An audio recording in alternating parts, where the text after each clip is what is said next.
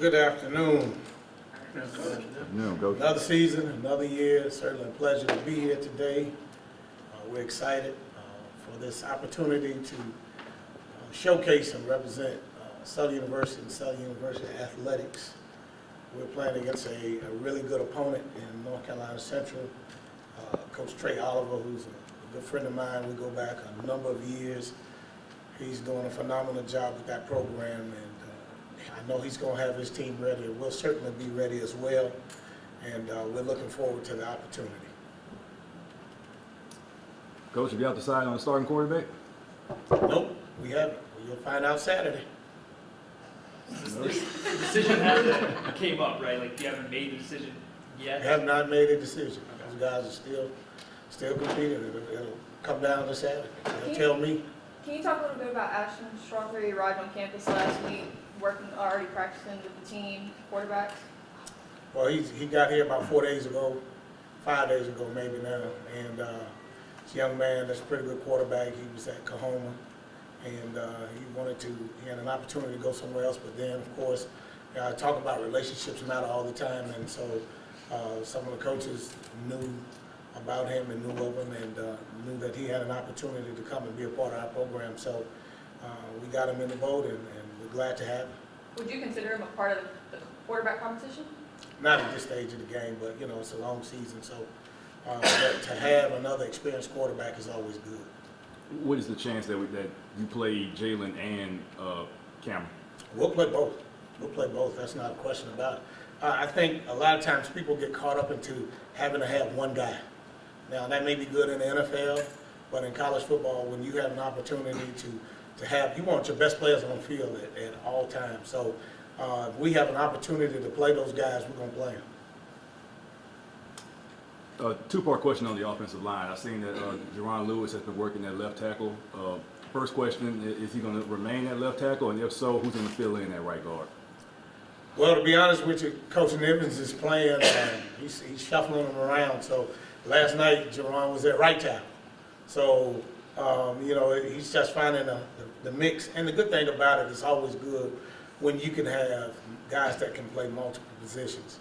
It makes it a lot easier. When you lock in and have a guy that's maybe a tackle, maybe a guard, and maybe a center. But we have a number of guys that can play all 5 positions. We got some guys that can play, both inside spots. So Coach Evans and the offensive staff, however they shuffle that around. But if it's left guard, then it'll be Christian Garcia. If Jerron is out on the wing. I know you said it's running back by committee, but do you have a rotation set? Who's going to get the first half, second, third? I work for the football coaches, the assistant coaches. They tell me how they're going to do that thing. So, Mike has been going out there with the first group the last couple of days. But like I said, those guys are going to tell me how we're going to do this thing. And I trust them. And again, if you don't trust your assistant coaches, then why have them? So, and I feel comfortable with our both sides of the ball and our kicking staff to make sure that they put the right guys in position again. But Mike has been getting the brunt of the payload the last couple of days. So if I was to say, it'd probably be Mike starting off. Is not having, a quarterback officially, known and a running back by committee, is that kind of an advantage going against a team that doesn't really know what they'll definitely see out there? No, I don't think it's an advantage. I think, people want to make that as hey, we don't keep them guessing because, Trey and his staff, they're preparing for both quarterbacks. So basically, whoever goes out there first, then whatever game plan they have for that quarterback, that's what they're going to use. I mean, it's not, some people like to use that as the element of surprise, but it's not that big of a deal. So, and he stated it yesterday on the press conference. He said, they prepare for both. So, whoever goes out there first, that's how they're going to, try to defend it. So, we'll do what we have to do. How do you think that gives you an advantage, that they're preparing for both quarterbacks? It doesn't. It doesn't give you an advantage. It just gives them an opportunity to prepare for both. It's those guys. That's what they do. We're football coaches, so we sit around and we scheme up, 1 and 2 and 3 and whomever. So again, it's like you got a game plan for quarterback A and you got a game plan for quarterback B. So whoever goes out on the center first, that's the game plan that you use. So the game plan has been prepared for both, and trust me, there's not a whole lot of deviation from the game plan. It's just because of one may be better at something than the other. So you say, okay, well, his strength is this, his strength is this, so we're gonna scheme based on that, but it's not a big advantage at all, in my opinion. With you guys playing in a week 0 game, and there's not as many other teams playing at the same time, how big is that for Southern to be on national TV, in week 0? Oh, it's great. It's a great opportunity. We're the only show in town to have exposure on this level, ABC. I told the guys last night, we're always on television, so it's nothing really too big for us. We'll play 7 times this year, I believe, on television.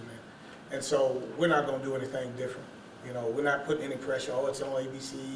It's a TV game. And no, it's football. And we're going to go out there and play football like we're capable of playing. And we're excited, though. We're excited to be able to represent the university, the athletic program on national television. Saturday night, everybody's going to be glued in because it's football season. Everybody wants to see football, especially in the Deep South. So we're excited about the opportunity. Coach, the Eagles returned a very good defense from last year. They got a new defensive coordinator. What concerns you the most about this defensive squad for the Eagles?